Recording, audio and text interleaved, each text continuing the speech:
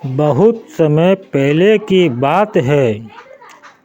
एक गांव में एक ब्राह्मण अपनी पत्नी और उसके बच्चों के साथ रहता था। उसकी जिंदगी में बेहद खुशहाल थी। उसके पास भगवान का दिया सब कुछ था। सुंदर सुशील पत्नी, होशियार बच्चे, खेत जमीन पैसे थे। उसकी जमीन भी बेहद उपजाऊ थी, जिसमें वो जो चाहे फसल उगा सकता था।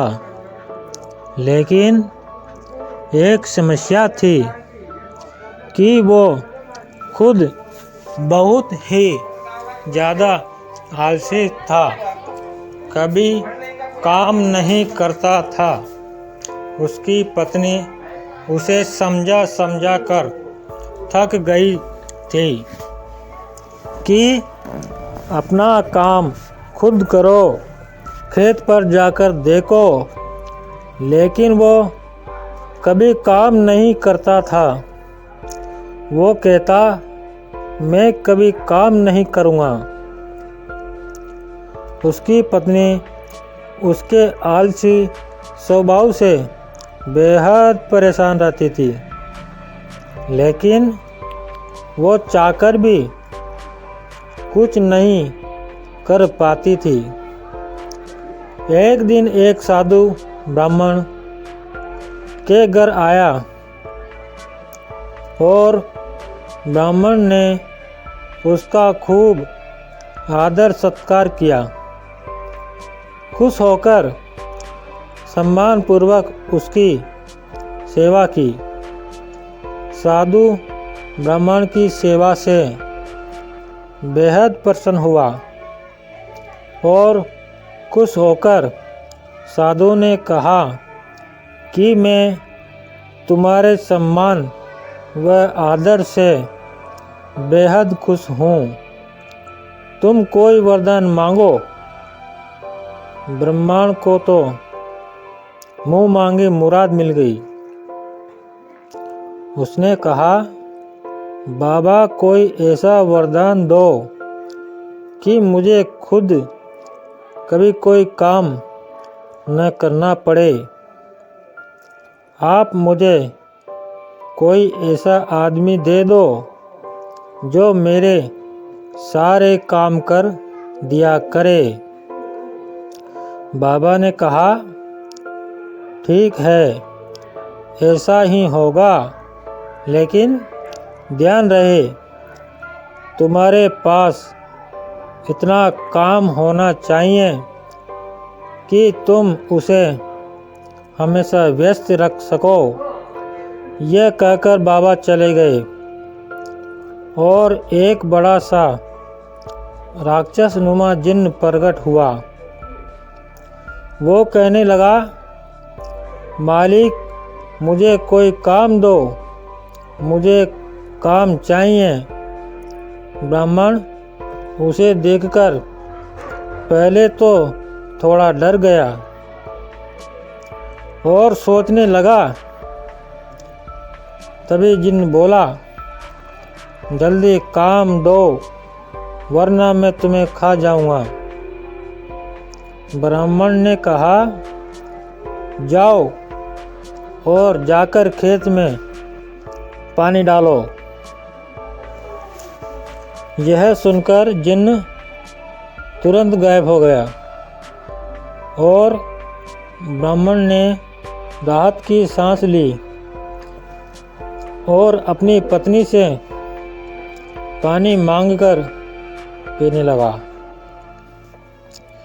लेकिन जिन्न कुछ ही देर में वापस आ गया और बोला, सारा काम हो गया, अब और काम दो। ब्राह्मण घबरा गया और बोला कि अब तुम आराम करो, बाकी काम कल करना। जिन्न बोला,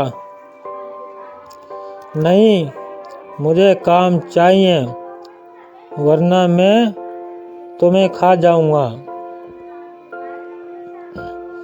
ब्राह्मण सोचने लगा और बोला, तो जाकर खेत जोत लो, इसमें तुम्हें पूरी रात लग जाएगी।